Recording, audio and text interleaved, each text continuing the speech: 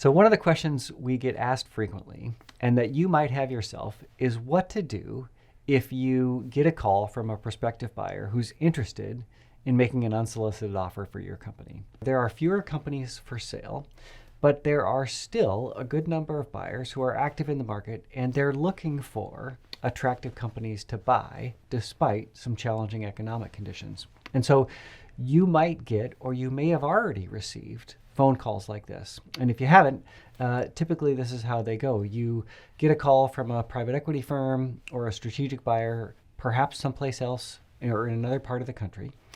They explain that they are in the process of consolidating some industry players, and so they're making acquisitions of companies in your industry. And that's an attractive call to get. So typically what happens from there is they'll provide you with a non-disclosure agreement. You'll pass some financial statements back and forth, and before you know it, you might end up with a written offer for your company, which could be wonderful. But there's just a couple of things that you should do, both to make sure that that process goes well, to make sure that you're maximizing value, and I think most importantly, to make sure that the transaction is likely to close and that the value doesn't change from the point where you first sign that letter of intent until it ultimately closes months later. Because what happens right after that letter of intent is signed is that the buyer is naturally going to want to dive deep into your operating metrics, your financial metrics, your employee details, your customer details, your supplier details. And if all you have exchanged prior to that little letter of intent is some financial statements, then it's very likely that a buyer might find something at some place in your company that causes their perception of risk or their perception of your company to slightly change.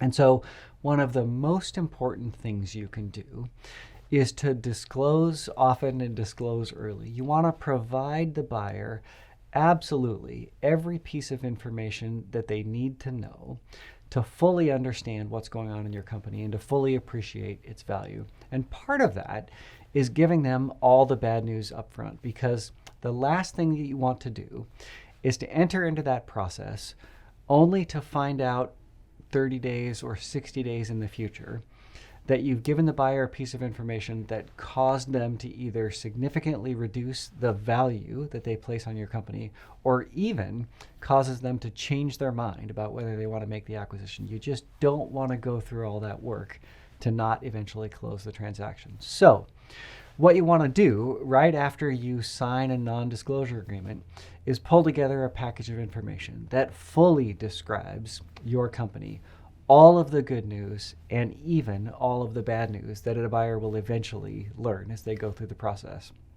And once you've done that, you are able to provide that to a buyer with confidence. Now, we have a bit of a bias here because we're obviously in the market or in the business of selling companies. And part of what we do that helps yield our clients really, really great transactions is create a competitive environment. But I'll just tell you, if you go through the work of creating a package to educate one buyer, that gives you the opportunity, or at least the threat, of potentially engaging some other buyers. Now, our experience is that having multiple buyers in the process can have a lot of benefits. And that doesn't mean that you always have to do that. And it also doesn't mean that that your confidentiality is compromised by going through that process. But in a lot of times, the presence of multiple buyers or the threat of multiple buyers creates a circumstance where you get overall better value, you get better payment terms, you get better tax treatment, and you also get the incentive for your lead buyer to perform if they know or they believe that there's the potential for another buyer stepping in if your lead buyer doesn't perform. So all of those can be benefits of opening the process up a little further. So if that's the situation that you're in, and you'd like a little more advice about how to successfully navigate the process, or if you'd like help putting together a package to educate the buyer about your company, or if you'd like to potentially engage or just have the threat of engaging other prospective buyers, we'd love to talk to you. Feel free to give us a call.